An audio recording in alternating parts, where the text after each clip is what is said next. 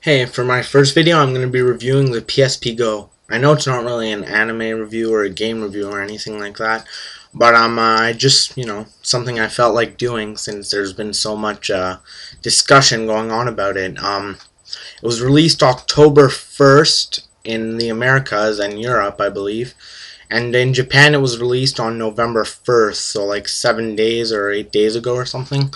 Yeah, it's actually pretty different from the PSP Slim, the PSP 3000, and the original.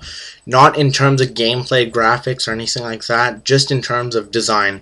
See, the PSP Go, it's smaller, thinner. It has a slide screen now. When you compare it to the original PSP, you can see it's pretty smaller, thinner. So the fact that it's smaller is actually, in my opinion, pretty good. I like the fact that it's smaller. It's easier to carry around with you. Just it looks more nice. It looks nicer. Sony said that it's not intended to replace the PSP 3000. So they're still going to be on the market and everything.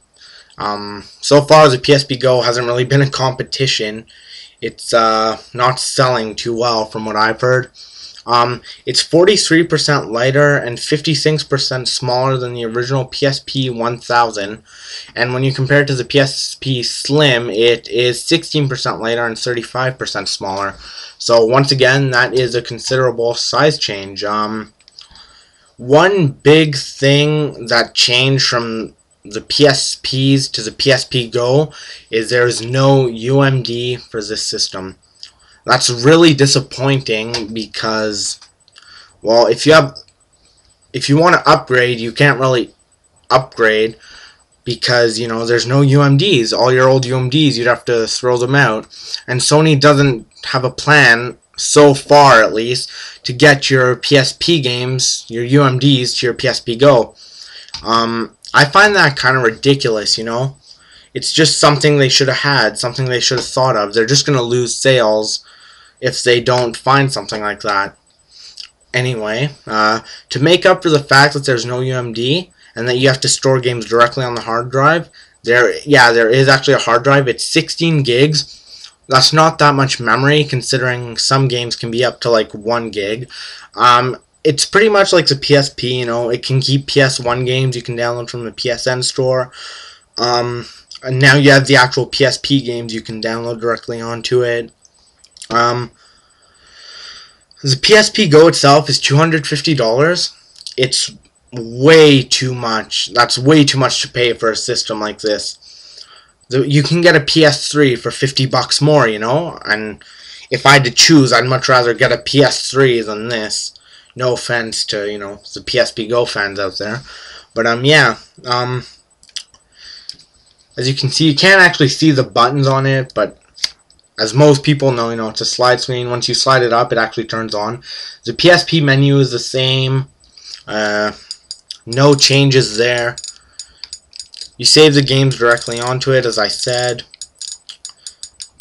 There's not really much else to say, But, if you ask me, it was a stupid move bringing it out now, especially if it's not intended to replace the PSP 3000s. It's just not selling that well, They have been releasing a special kind of game just for the PSP Go called PSP Minis. They're just basically like, mini games. They sell pretty cheap, but they're not that great. I mean, they have Tetris on there, and, everyone loves Tetris. They have some Sudoku. They have quite a few games now, I believe, but they're not that great, and they're way overpriced, too. And just, I know I've been saying a lot of critical things, but just for me, I like it, just to have it around with me, I just like being able to save the games on the flash drive.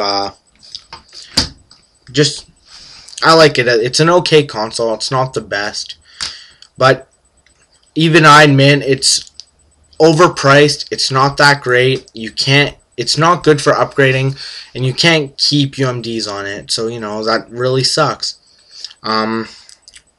If I had to rate this from a 1, like between 1 and 10, 1 being the lowest, 10 being the highest, I would give this like a 4 or a 5 max maybe. Just for all the reasons, just to review the good, the bad. The bad, no UMDs, overpriced, everything about it is overpriced really. Oh, just another minor thing. The analog stick is actually quite a bit hard to reach. It just doesn't feel as comfortable in your hand if you're playing with the analog stick. Not that big of a flaw, but it could annoy some people.